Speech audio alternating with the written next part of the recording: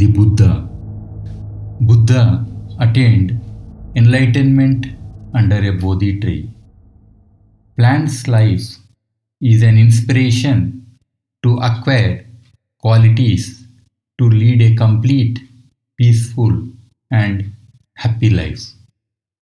Here I am sharing how Buddha might have found all his answers through the qualities of this tree leading to enlightenment. All the plants have limitations as compared to other life on earth, but they are the ones which existed and made possible for the existence of animal kingdom on the earth. Their very existence and continuity to become part of the energy and life systems are commendable. The algae, fungus, lichen are also no less than the plants. The plant's consciousness is continuous. Every cell of the plant is present and striving for the whole. The calendar of events in their life is related to the cosmos and the terrestrial environment. Being mobile, the animal life need to be more intelligent than the plant life. There is more suffering to the plant kingdom as compared to the animal kingdom. The acceptance of a given situation is highest among the plants. The mobile, that is, the other life, always has comparison, so the satisfaction is a variable factor. Never be content with a given situation. Nothing is permanent, and the change is inevitable. This understanding is highest among the plants. The sustainability is not a factor of self-possession, but a factor of continuity of everything. It is not me, but us that is more prominent among the plants. Even the birds and insects living on its branches are part of them. For every being, there is a body and an extended body.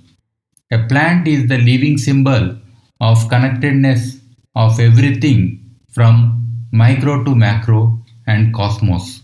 Say, the birds and insects are important as much as the wind, which helps to pollinate and being part of progeny process for continuity. For plants with just about carbon dioxide in the air, it is very difficult to breathe. They have no complaints on the percentage of CO2 in the air, whereas with 21% of oxygen, people still breathe heavily and in hospitals. Sick people are provided oxygen. Considering this, the stomata or breathing holes on the leaf of plants are far more superior than the lungs. Plants are the mute witness to the happenings around. They, being always present to the moment, are always mindful. Therefore, most of the time, they enjoy the environment more than any other life on earth. Everything that comes in contact with the plants is happy. Even a burning wood creates happiness and helps one get connected. The fire manifests itself as the sun, the ultimate source of energy, which made the possibility of the existence of a plant through photosynthesis. The most resistant plants and which have multiple values, including medicinal, had been worshipped or revered. They consume the Mother Earth, water, and air and regenerate as fresh or anew. This is a manifestation of new from the old. Consume the compost, soil, CO2, etc. and give food, wood, fuel, and oxygen.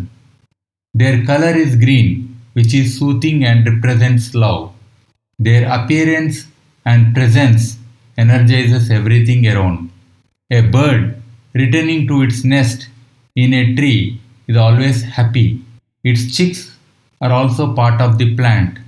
The plant is protecting and caring the chicks, and mother trusted the tree to take care of the young chicks. Anything crawling, pinching, boring is not an aversion to a plant. Some life evolved to protect the plants too. The fungus has evolved to make the minerals and nutrients available to the plants. Also, they are a means of communication, that is, the threads of fungus spread far and wide through an underground network. Between the plants, there is an ecosystem. There are so many life forms which are working to sustain the plants on earth. Some people in our villages and cities worship plants.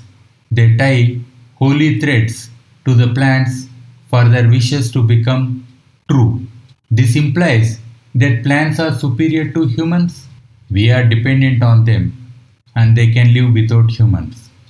Even Buddha preferred a Bodhi tree and attained enlightenment. All the teachings of Buddha are already embedded in the life and being of a Bodhi tree.